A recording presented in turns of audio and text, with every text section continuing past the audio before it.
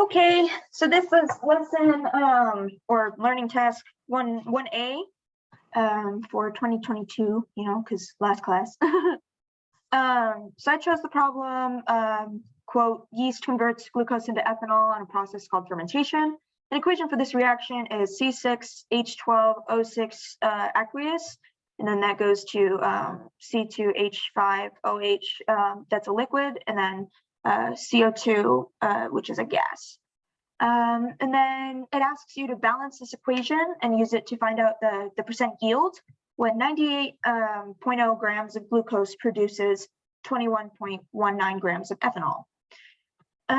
So originally, I'll just say I chose this problem because it's been a while since I've done percent yield problems and limiting reactant problems. And when I sat down to this problem initially, I was like thinking my way through it, but I didn't have the exact like step-by-step stuff. And so I realized, this would be a good one. So that's why I picked it. And I feel like it did refresh my memory a lot. So I'm happy that I picked it. Okay, so the first thing in the coast is the C, which is collect and organize. What are we solving for? What should be the units of my final answer? So we're solving for the percent yield of the chemical formula given, which is this entire thing. And then we were told that 98 grams of glucose makes 21.19 grams of ethanol. So that's another piece of information. We were also told the kind of problem this is, which is a percent yield problem, which is nice because it kind of tells you what you need to be looking for, which is great rather than having to try and figure it out just based on the word problems alone. And then there is a piece of quote unquote useless information, and that's the information detailing how fermentation works. I mean, I said it's useless info in the context of the problem, which isn't entirely true because it is, it is describing what the chemical formula, what the reaction actually means and what it's doing. And like, I think like you call it like layman's terms, but for solving the problem, it's not a piece of information that's important. And then I noted that although the original problem gives us a number with 4 sig figs and another with 3 sig figs, based on these numbers, we pick the number of sig figs that is the least, and so in that case the answer should have 3 sig figs. I didn't put this here. I thought I did, but your answer also needs to be in a percent. Oh, I put that in the part before. Sometimes I feel like these little sections here, I could do it interchangeably. Okay, and then the next part is analyzing, which is the A and the coast stuff. Oh yeah, I forgot to mention that it's not just C for collect and organize, it's C and O. So for analyze, it asks like what information I need, and I found that I'll need to convert the mass of each element given into moles, and then we need to balance the given equation because as it is, the number of atoms on one side is not equal to the number of atoms on the other side, which conservation of mass not possible. And then you want to solve for a limiting reactant, and I also said that you will need to find the amount of CO2 yield in grams. And then I wrote this out kind of maybe from what I remember differently than I did last time, but I did it in a way that I thought would work. And in this case, I did what information? Oh, wait, my bad. So I put it into steps. The first thing you want to do is balance the equation, which is the equation you're given. That's the first thing you want to do. And then you want to convert the grams of glucose to moles by dividing it by its molar mass. And that's the molar mass of glucose. Just to be more specific. And then you want to, as an addition, you subtract the grams of ethanol from the total grams of glucose to find the expected yield of CO2. It's important to mention that the amounts that they gave us for the problem are, they go under the category of theoretical yields. So that'll come up again later, but it's just, it doesn't fully represent what our answer is going to be. And then you take the grams of ethanol. Oh, wait. Okay, you take grams of CO2 and divide it by its molar mass in order to find the moles of CO2. And then you take the grams of ethanol and divide it also by its molar mass to find grams of ethanol. And then you find the limiting reactant, multiply moles by a ratio of mole to ethanol, mole to CO2, vice versa. And then once you find the limiting reactant, you make a limiting reactant conversion factor where you take moles of glucose and you multiply it by the friggin' what you're finding over, you know, what you're coming from. I'll get more into that when I actually go through the work. And then once you have the moles of, once you have the moles of ethanol for this problem, you need to convert it to grams. You can do this by multiplying the moles by the molar mass of ethanol. And then you find the percent yield, and you do this by dividing the actual yield, which is the number we just found, by the theoretical yield, which is the yield they gave us in the problem. And then you multiply by 100. And then, as we established earlier, the answer needs to be in 3 sig figs. And in the work I put on the computer, I already rounded everything with this 3 sig figs, even before you're supposed to, which is why I attached photos of my actual physical work, which has all the numbers written out. It's just sometimes those, you know, original numbers before they're simplified can be really long, and I didn't want to take up that much space on the document. Okay, so now the actual solving. So the first thing we do is we write out the equation, which is here. And then what you'll notice is that when you count the number of each atom in the element or in the compound, you'll find that it's unequal. So on one side you have like 6 carbon atoms, 12 hydrogen atoms, and 6 oxygen atoms. But then on the other side you'll find that, oh, I have my notes right here, perfect. On the other side, you'll find that there's only 3 carbon atoms, 6 hydrogen, and 3 oxygen. And so in order to figure out how you need to convert this, what I like to do is figure out what the difference is between what we have and what we're missing. And since we have, for carbon, for example, we have 6 carbon on one side, and then we have 3 carbon on the other. So in order to make 3 carbon equal to 6, you need to multiply it by 2.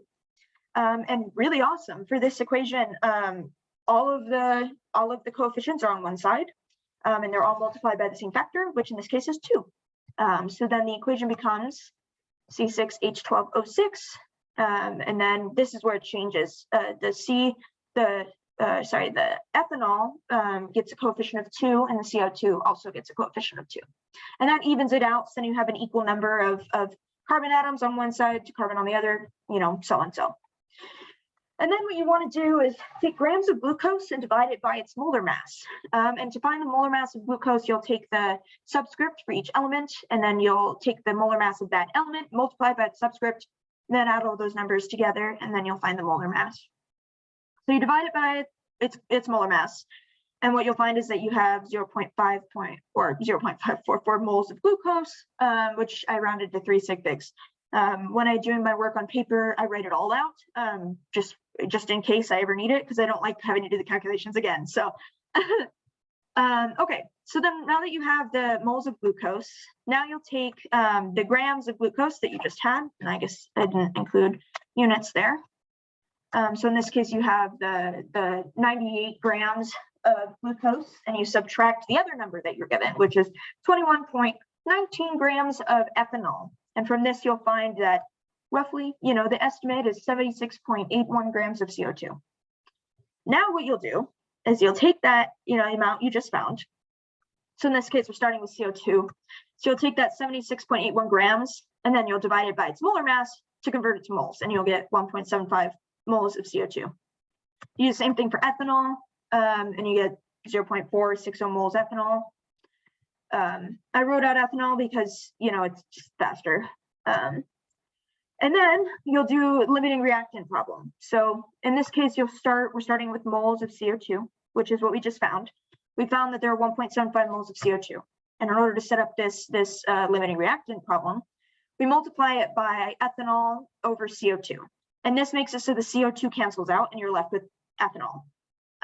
Since they're both 2, it's the same, you know, same amount. It ends up just being 1.75 moles of ethanol.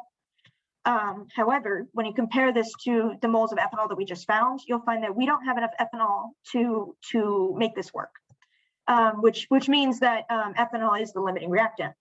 However, I do the math for the other side, or the other, you know, anyway, because just in case I did my math wrong, if I notice that there's 2 of them that say they're both limiting reactants, or none of them are limiting reactants, then I know to go back and check my work.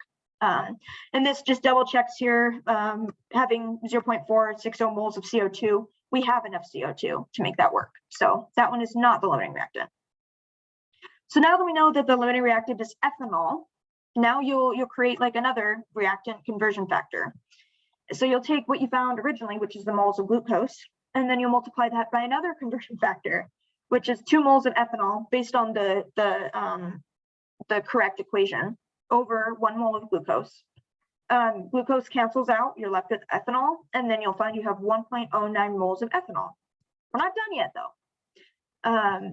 Next thing you want to do is you take that 1.09 moles of ethanol, you multiply it by its molar mass again to convert it back to grams, and then you get 50.1 grams of ethanol. Then what you want to do in order to find the actual percent yield is you take the, the actual or the theoretical yield, which is the number that they gave us in the equation, which was the 21.19 grams of ethanol, and then you divide it by the number that you just found. So you have the 50.13. This gives you a small decimal, so you multiply that by 100 to get a percent, and what you get is 42.3% yield. Now this is it doesn't look good, not the math, but the fact that this doing this chemical equation is not very efficient. You won't get a lot in the end. But that's not my problem. I'm not doing the I'm not doing the actual science of it. So so in the end, my answer does make sense. And I know this because when you solve the problem in reverse, once you found the answer, the math works. So obviously you'd have to reformat everything in order to get it to go backwards like that. But when you do that, it works. Also logically, you're able to reason that the yield of ethanol is going to be different than the amount given in the word problem because the numbers given in the problem are theoretical. In addition, the final amount of ethanol in grams is 43% of the original theoretical amount of ethanol. Maybe it'd be smarter to say that it's the percent yield or the percent of ethanol in the original equation is the same as the percent in the actual equation. And then I put my math below. I mean, this is my second page, but I put it at the top because it was smaller. And that just shows you the theoretical yield over the, the actual yield, multiply by 100, get the percentage.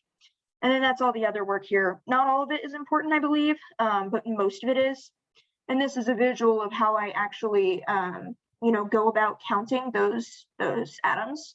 So you see I have the 6 carbon, 12 hydrogen, 6 oxygen on the one side. And then originally, before you adjusted it, you only had the 3, 6, 3. And then you find times 2, and then you get the correct amounts. So that's where those 2's come in there.